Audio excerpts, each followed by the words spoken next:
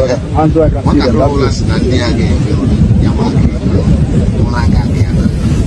Complete sector 3 clear so far. Yeah, just stay still. Thank you. Nothing in the pockets? Alright, relax. Ebe terrorist pụtara na Nigeria. Ndị bandit terrorist pụtara na Nigeria si na mmadụ aga ehi ha ụra. Ha nwa na onwe ke ha ga-ehi ụra. Akwụchọ ka m gwa gị ebe o mere. Achọ nke watch ya video na. Akwụchọ ka m gwa gị ebe o mere. M ga-agwa gị ebe o mere later. Because o nwezi ihe ndị anyị na-ekwesịghị nọ na-ekwuzi n'ihu akwụkwọ. Ekwesị a na-akpụrụ ha chọn na-akpụrụ ha ka okwụtụ na-akwụ because Nigerian media aga agwa gị ya. Nigerian media aga egosi gị ya. All the last thing Nigerian media aga egosi gị. Nigerian media aga egosi gị. O nwere ihe ndị na-agaghị egosi gị bet anyị nwa ga na-egosi gị ya. Gbalịa ọ na ihe anyị na-eme dị gị mma. Gbalịa na-like, na-share, na-comment. Follow. Press aka na follow button. That's very necessary. The first way to do that is to question and minimize the statistics. You will hear often, and this is what the Nigeria's foreign minister says, that there are no more Christians than Muslims that have been killed by terrorists. It's a lie. The truth is that over 60,000 Christians have been murdered by Boko Haram and Fulani jihadists since 2009. And the highest estimate of moderate Muslims killed in that time is 10,000. Now, there have been many other Muslims, especially killed by Boko Haram, before that. Moderate Muslims are also the enemy of Boko Haram. But Fulani jihadists have really concentrated on Christians. And they target Christian villages and schools, but they leave Muslim villages and schools untouched. The second way to deny genocide is to attack the motivations of the truth tellers. You dismiss the charges as products of election year politics in America or of anti-Islamic Christians for Africa. Listen, I've lived in Africa for at least 10 years. That is a racist argument, because what I know is Africans are among the best Christians in the world if you know Africans. And they're also among the best Muslims in the world, if you know Muslims. And I have lived in both Muslim and Christian countries. Fifth, you rationalize the deaths as a result of Nigerian history. You say the conflict between the Fulanis and other ethnic groups in Nigeria dates back over 2 centuries to the Sokoto Caliphate of Osman Dan Fodio in the early 19th century. So the Fulani Jihad is really just a continuation that you must expect. It was the Fulani who forcibly converted the Hausa and other northern Nigerians to Islam. And it was only really stopped by the British colonialism and Christian missionaries. Well, Boko Haram and Fulani basically are saying that this was colonialism, and they are simply carrying out a decolonization process. Excuse me. Get my shaky hands to work. I'll be 80 this summer. Amen.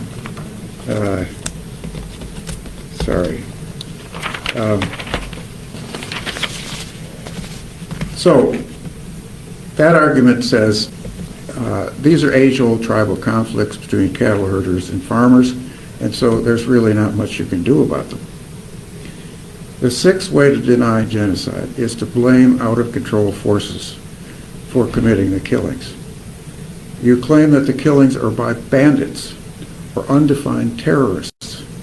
Claim that their motivation is to profit from ransoms paid by families of kidnapped victims. Deny that there is any religious aspect to the genocide of Christians. This shifting of blame denies responsibility for the complicity of the Nigerian government.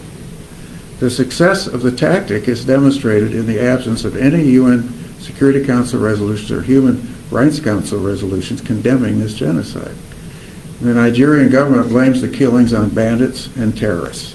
Doesn't ever define religion or any of the other characteristics that show this is in fact a genocide.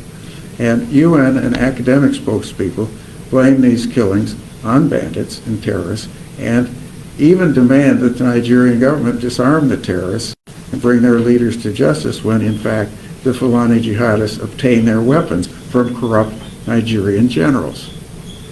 Not one major Fulani or Boko Haram leader has been arrested or tried.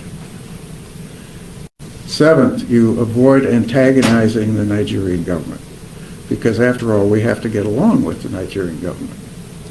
And this is a real politic argument, and it's very typical of diplomats, by the way. I was a diplomat, so I know. You don't want to make an enemy of governments that you really depend on working with. So don't upset this new president, President Tinubu, and we want to get along with him. Meanwhile, the displacement of Christians from central and northern Nigeria proceeds. Genocidal massacres, kidnapping from schools, and rapes continue weekly. And this argument, which diplomats love, ignores the fact that genocidists are serial killers. Policies toward them based on fear lead only to appeasement and further genocide. The eighth way to deny a genocide is to deny it in favor of current economic interests. We depend on Nigeria for oil, and Europe depends even more on Nigeria for oil. So the oil companies certainly oppose an arms embargo on Nigerian government, and Nigeria is a source of oil for both American and European countries. So here we are, a major supplier of arms to the Nigerian government.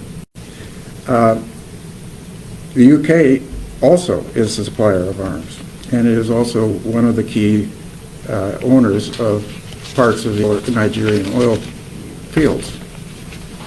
Then the ninth version, by the way, these 12 tactics of genocide you can see on our website because they apply to every genocide I've ever seen.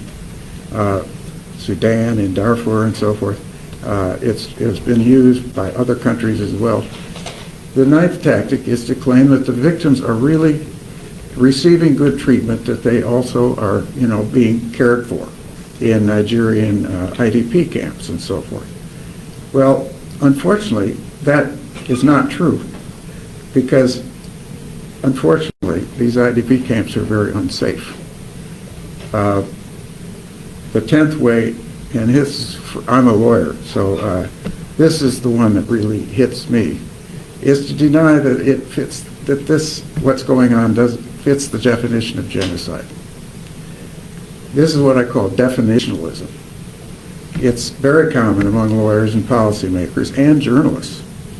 They want to avoid any implication that this genocide is happening because, after all, is it really a genocide? Amnesty International won't call it that, and nor will the UN Secretary General or the European Union. So here are some of the problems with it. First of all, there's a common misconception that a finding of genocide would legally require action to suppress it. Unfortunately, the Genocide Convention doesn't demand that.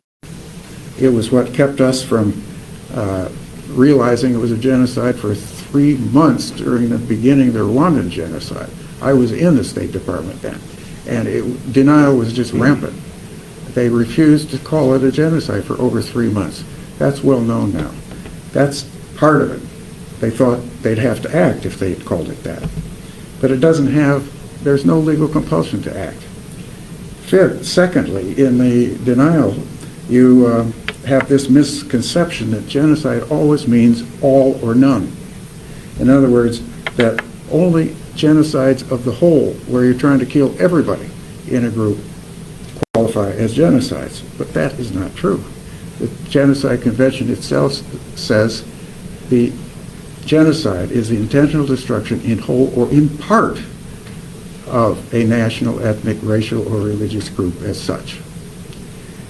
In other words, in part is enough for it to be a genocide, and that's what's happening in Nigeria. And in fact, one of the types of genocide is what we call genocide by attrition, where, in other words, the genocide isn't instantaneous, it happens over time. And in fact, that's what's happening in Nigeria. Helen Fine, a really great theorist about genocide, says it is the most common type of genocide. We also have a problem with this word, genocide, because it has, ever since Milosevic, been replaced many places by the term ethnic cleansing, which was, it was a euphemism that Milosevic invented to cover up genocide in Bosnia. And this whole term is common enough that you see it used more in news articles now than the word genocide. In fact, there is no law against ethnic cleansing. There is no treaty against it. There is a treaty against genocide. And in fact, what we found, and we've done an empirical study of this, is whenever the term genocide is the dominant term used to describe a situation, there will not be forceful action to stop it. But as soon as the term genocide becomes the dominant term, and you can read an article that we wrote about this, as soon as genocide becomes the dominant term, then it makes forceful action to stop it possible. And that is in fact what happened finally when we recognized that, for instance, in Kosovo, when David Sheffer called it genocide, near the beginning of it, suddenly we were bombing Belgrade, and Serbia surrendered.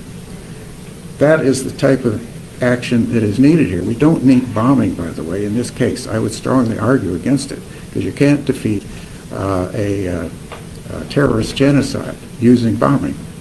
You have to have people on the ground, and they have to defeat it on the ground. And that is why really stopping this is up to Nigerians. It is not up to us, it's up to Nigerians, and we have to support them.